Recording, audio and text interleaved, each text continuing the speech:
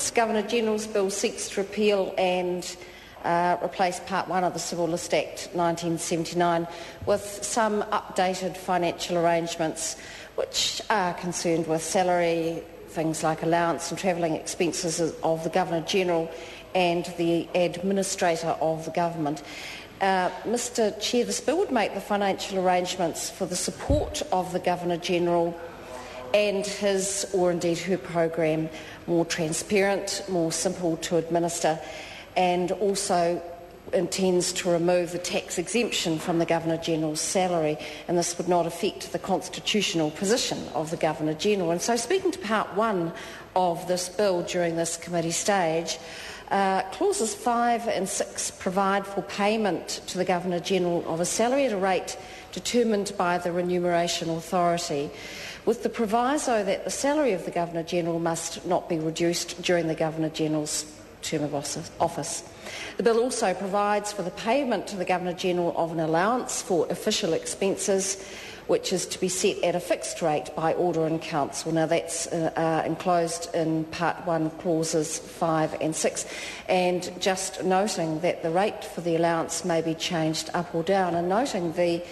important position that the Governor-General has in New Zealand society, we consider that the allowance for official expenses is well covered in this bill. Clause 7 of Part 1 provides for the payment of a gross lump sum to a person who ceases to hold office as Governor-General, and that is to be equivalent to the gross salary payable for the last 6 months that the person held office. So that, Mr Chair, is Clause 7. Clause 8 of Part 1 provides for the payment of an annuity to a person who has held office as Governor-General at a yearly rate determined by the Remuneration Authority, and the annuity is payable from the date that is 6 months after the person ceased to hold office. Clause 9 was an interesting and not contentious but maybe well discussed part of this bill. Clause 9 of Part 1 provides that if a Governor-General dies after ceasing to hold office, the surviving spouse or partner of that person must be paid an annuity at half the yearly rate at which an annuity would have been payable to the person under Clause 8, which of course is the clause I have just described, if that person had not died. However, if a Governor-General dies while holding office, the bill provides that the surviving spouse or partner of the Governor-General must be paid an annuity at half the yearly rate at which the annuity would have been payable to that person under Clause 8, had he or she resigned from the office at the date of death. So, Mr Speaker, moving on to Clause 10 of Part 1, the bill provides for compensation to be paid where the superannuation rights of a person appointed to the office of Governor-General